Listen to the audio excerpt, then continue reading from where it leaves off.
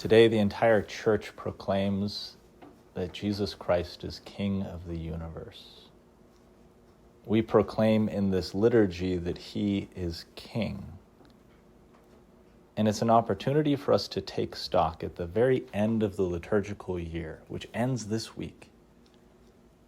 Is he really King for me? Or is he a part of my life, an accessory to it? Or is he the cornerstone around which everything else is built? Is he actually the core of my identity, or is he icing on the cake? And sometimes what the non-negotiables in my life are what show me who or what is my King.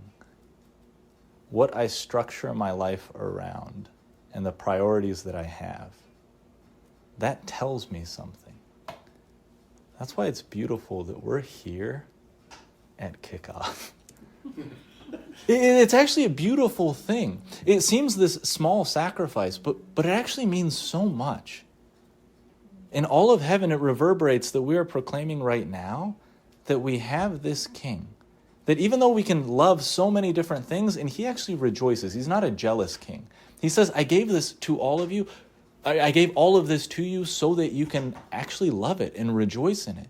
And it can form parts of your identity. But the central part needs something eternal. Because everything else in my life has an expiration date. Nothing else in my life can give me that full satisfaction that service to a King who came to serve will give. You see, the liturgical year ends this week. And next Sunday, Advent begins. And a whole new year, and with it, new hope. And in Advent, we speak of the coming of the King. And we recognize what kind of King it is that we serve. It's not one that came riding on the clouds in power and glory in a day of vengeance. It's one who slipped behind enemy lines in the disguise of weakness, though he is the one who holds the universe in existence. And he came in order to save, not to condemn.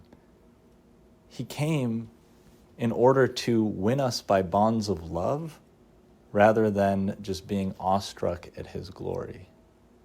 And he continues to come that way in the most humble ways, in ways that actually for us can sometimes be dangerous. They can feel so commonplace. Bread and water and wine and oil, all of these very common things, the Lord says, I want to touch you through all of those. In our prayer, he doesn't always give us fireworks. Rather, sometimes he just gives us this knowledge of, you're here, and so I can get through this.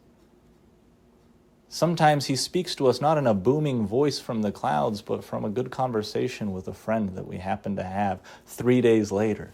He's so humble, and so sometimes we miss him. Sometimes familiarity can breed contempt. We can become these professional Catholics of, oh yeah, I know my faith. I'm pretty invested in it. And we can forget that he has more to teach us. This God that we serve, this King who shows us that to serve is actually to reign. We can renew our devotion to him. But we can also renew our understanding of how dependent we are on him. Because sometimes the most dangerous thing to be is a good person.